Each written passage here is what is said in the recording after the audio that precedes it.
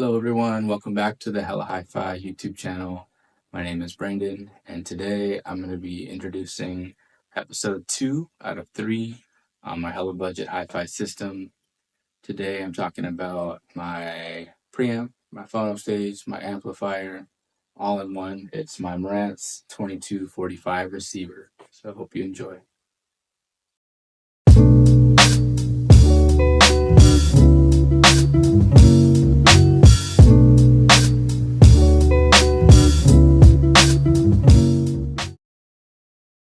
So, what is a receiver, you might be asking? Some of you may know, some of you may not. These were consoles that were sold in the 70s mostly when radio was really big. So they receive an AM and FM signal. Most of them have a phono input, meaning you can connect your turntable to it, as those were really big at the time as well. And a lot of them have a separate aux RCA output in the back, or input, where you can plug in a tape player, CD player, whatever you want. So in my mind, vintage receivers are kind of the best bang for your buck in terms of vintage audio because they have everything all in one. These Marantz units sound really good, and a lot of other companies make great sounding receivers. But typically, you might not get as good of a sound as you might get from the same company making, say, separate components like a Marantz preamp and amplifier separated. But generally, these sound really good, and again, really good value for them. So the next question I guess you might have is why Marantz? Why this receiver? And when I was looking for receivers, I was really going off looks in the beginning. And in terms of the different companies that were making them at the time, everyone from Marantz, Macintosh, Harman Kardon, Sansui, Pioneer, Yamaha, all those different brands, and a few more, many more. Marantz, by far, in my opinion, are just the most beautiful, aesthetically pleasing option out there. And a lot of people think that sound-wise, they're kind of one of the top players as well. And a lot of these receivers still are in operation today. They sound great when they're restored and maintained. And again, they just look really cool. They have a very warm vintage sound, and they're just great pieces of audio gear. So that was kind of where my head was at when I was looking for receivers. I chose Marantz, and in terms of the power rating, there's a big scale with all the receivers. It goes as low as I think the 2210, which would be 10 watts per channel, all the way up to I think 75 or 80 plus watts per channel. So mine is 45, so more or less in the middle, right? And some people need hundreds of watts. Some people get away with a couple watts. And for my purposes, I've never had to turn. I've had 3 different speakers over the course of my time with this receiver, and I've never had to bump it past the volume past like 65% ever. And normally I'm listening to it like 35%, and that's already plenty loud for me. So I never really needed that much power, but I didn't want the smaller 10 or 15 watt. I didn't need that much, like the 70 or 2270 is a really popular one. I didn't need all that.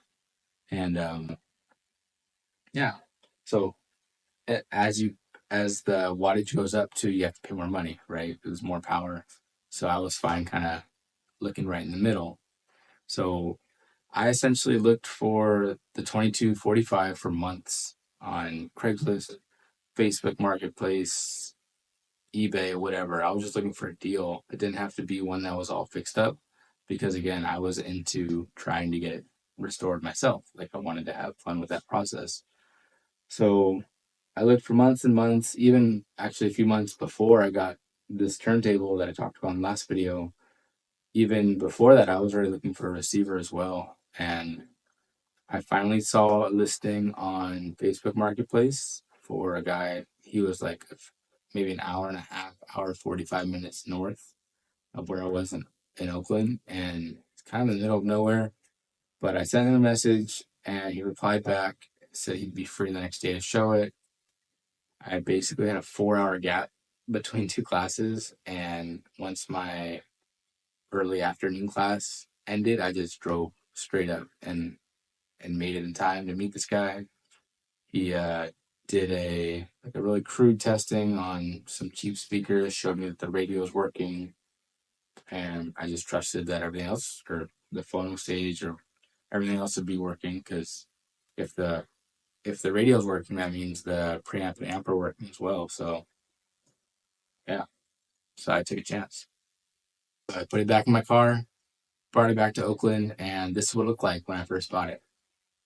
So I set about restoring it. And actually, to be honest, I kind of put it on the back burner because I was restoring this, and I knew that I kind of wanted to just focus on the turntable at first. So when it got around to time, got around the time to be for me to focus on the receiver, I learned everything I could. Again, same thing. I was downloading service manuals and reading forums and seeing what people do.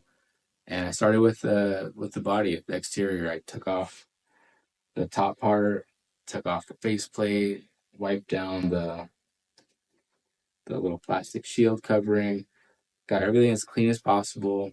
I There was missing screws when I bought it. The cover screws were missing. There was no feet, so I had to find those. And I found a really cool company that makes kind of like replicas of the old equipment, like pretty to the T, even down to the same metals and everything. So that was cool. So I got the exterior all good. I dusted out the inside, and then I went on to spray down the pots or clean up the pots, the potentiometers, and that's what most people with vintage audio start with. Is they go into all these little dials and knobs and the buttons, right? And you get in there and you spray them down with deoxit, and you have to get you open it up, and on the inside you have to find exactly where to spray it, because over time dust and debris or whatever gets lodged into all these little nooks and crannies, and it creates noise. So when you're maybe turning up your volume or something, you can hear a little noise. A potentiometer is essentially, it's when you turn it up or down, you're letting more or less current go to the speakers in the case of a volume knob, right? So as you move it up and down, if there's junk in there, it gets noisy. You got to spray it out with the oxid, and then problem solve most of the time. So I did all that.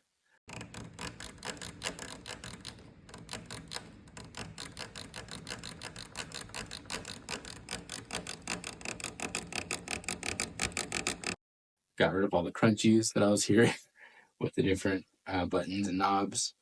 And then my next order of business was to replace the lights, because as you saw, the lights weren't looking too shabby. So I had to make a decision, and I kind of took a while to make this decision. LEDs versus incandescent, which is the original. And like more than 9 times out of 10, when I see people do LED lights on the restores for the Marantz receivers, it just doesn't look original to me. It always looks like too modern, or the color isn't the same. I just never really like it. So I went with incandescent. I found a company that made incandescent lamps and or bulbs specifically for the Marantz. So I bought a kit, and I knew that I had to get a soldering iron. So that was my first time doing like a full soldering project. It was kind of sketchy, but I got some cheap solder, or I got good solder, cheap soldering iron off Amazon, and I came across a great YouTuber by the name of Fix It.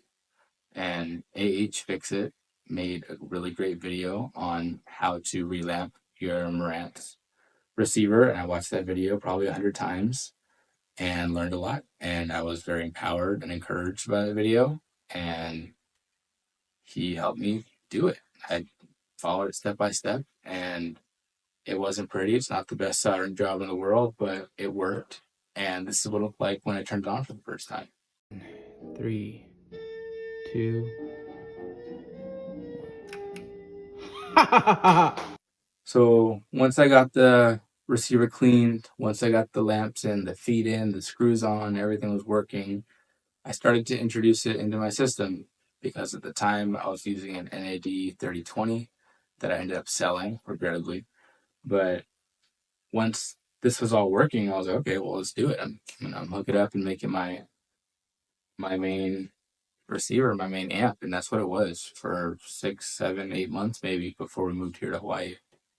And it sounded fine to me, sounded good, but the more and more I learned about vintage electronics, the more and more I learned about electronics in general, and just yeah, the more I was learning about the receiver, I realized that I really did need to do what's called a recap, or changing out the capacitors in the separate circuit boards in the receiver.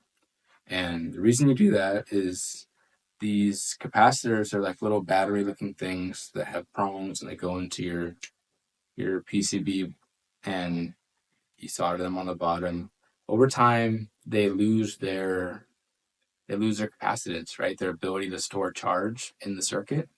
And when that happens, they can leak, they can blow up, they can cause problems, right? And if they're not holding the right amount of charge, if they're not up to spec, then the overall circuit isn't going to be up to spec, and your electronics aren't going to sound like they should, right? So that was my thought process, and I was kind of holding off on doing it because it's just a long, lengthy process. You're taking out, you have to desolder each and every capacitor, and then get the components, put them in, and resolder them. So it's a lengthy process, and it took a while for me to do. I upgraded my soldering iron to a legit one, a Hako, made in Japan, and I just got to it.